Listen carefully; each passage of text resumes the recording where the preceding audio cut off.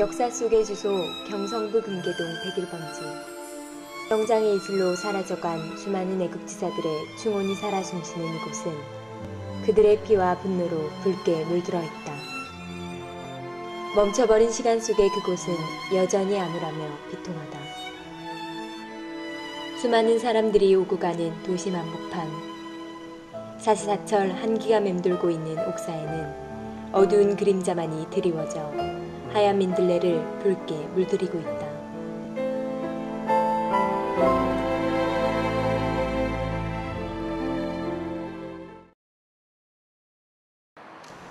서울특별시 서대문구 현저동 101번지에 위치한 서대문 형무소.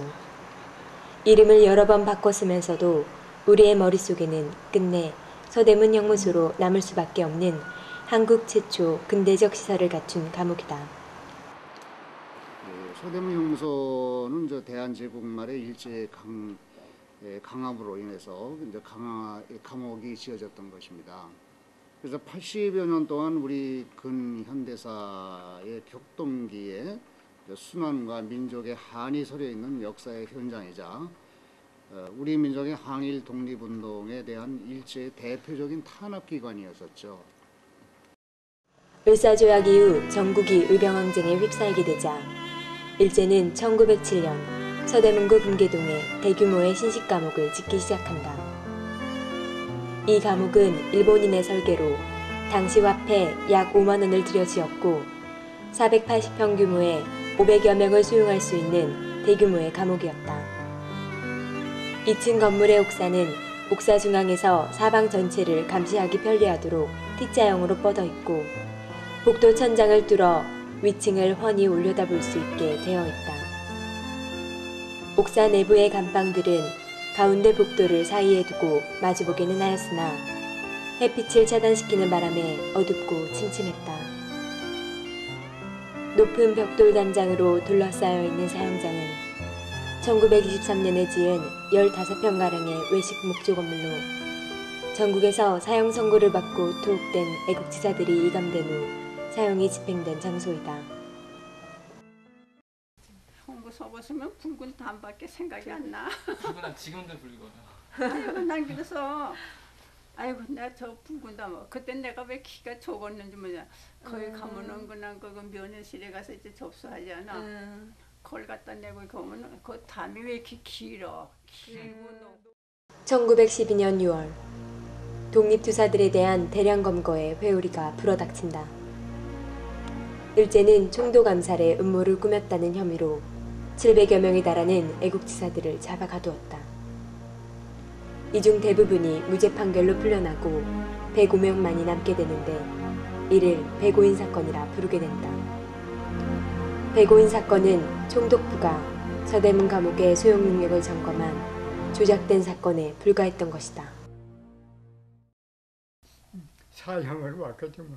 이놈도 그 대신 사형 안 했다. 되게 그렇게 됐다. 대량 수감 사태가 다시 일어난 것은 3.1운동 직후인데 이때 서대문 감옥의 수용 인원이 3,000명을 돌파하였다. 3개월 동안의 만세운동에 200여만 명이 참여, 시위에 나섰으며 이를 수용하고자 일제는 더욱 많은 감옥을 신설하게 된다.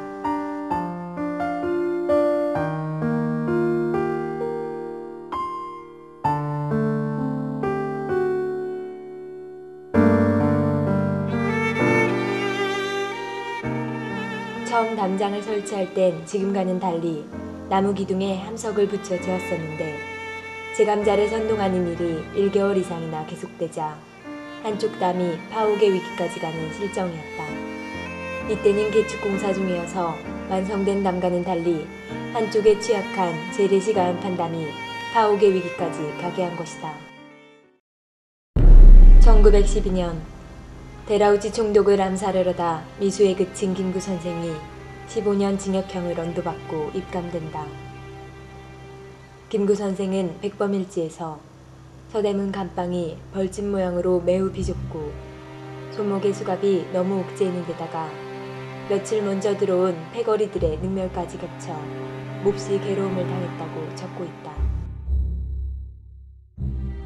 초대 조선 총독 데라우치 마사다케는 조선인은 일본 법규에 복종하던지 죽던지 그 둘 중에서 택일해야 하며 조선 사람과 명태는 두들겨 패야 한다고 협박하였다. 우리 아버지가 예. 돌아가셨거든.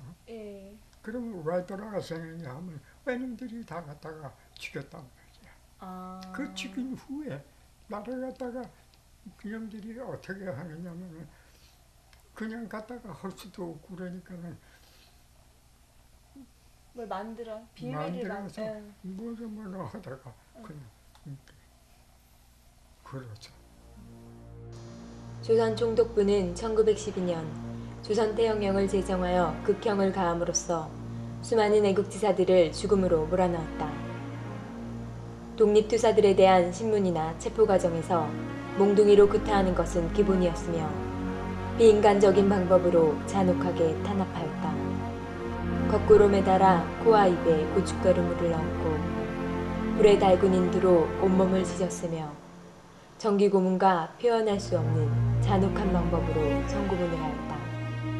일본의 고등계 형사들은 애국지사들을 특별범죄자로 분류하여 간수에게 반항하는 경우에는 참혹하게 구타를 했고 햇빛이 전혀 들어오지 않는 암실 독방에 수감하였다.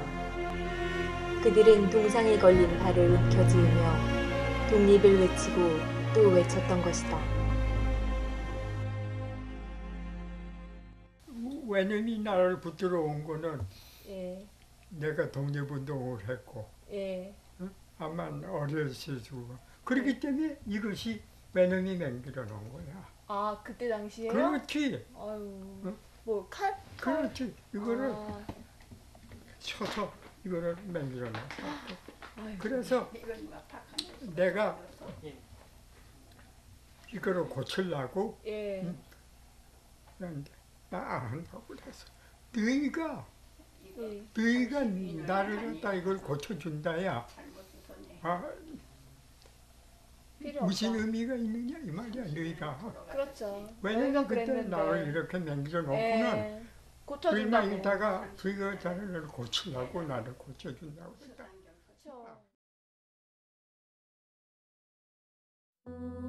형무소와 신장로에 속칭 지옥의 삼정목이라는 삼거리에서 교도관이 사형수를 오른쪽으로 인도하면 죽음의 집에 도달하게 된다. 사형장 입구에 외롭게 자라고 있는 미루나무는 사형수들이 붙들고 잠시 통곡했다고 하여 그들의 한이 서려 있어 잘 자라지 않는다는 일화가 전해지고 있다.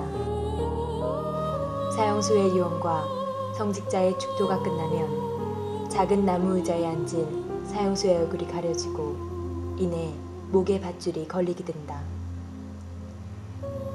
사형수가 앉아있는 마루바닥이 내려앉고 15분쯤 뒤 사형수는 어두운 지하실에서 시신이 되어 사형장을 나선다. 사형장의 바로 옆에는 형을 집행한 시신을 형무소 밖 공동묘지까지 몰래 버리기 위해 뚫어놓은 비밀통로가 있다. 일제는 독립투사의 사형 집행 후 이 비밀통로를 통해서 뒷산의 공동묘지로 운반한 것이다.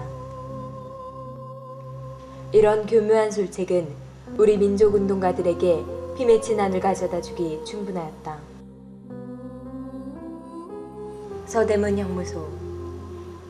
그곳은 그들에게도 또 우리에게도 매우 추운 곳이다. 가을의 따스한 햇볕마저도 서대문 형무소에 담을 넘지는 못하나 보다. 하지만 그럴수록 가슴은 점점 뜨거워진다. 차가운 옥사 안의 슬픔은 우리가 느껴야 하는, 또 우리 후세들이 느껴야 하는 뜨거움일 것이다.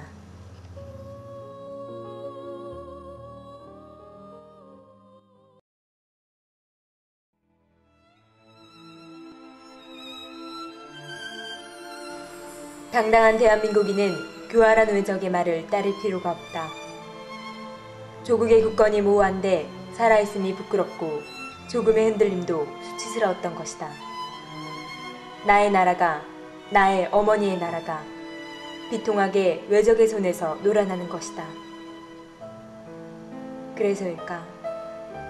그들은 하얀 정신을 붉은 피로 적시는 일을 조금도 두려워하지 않았다.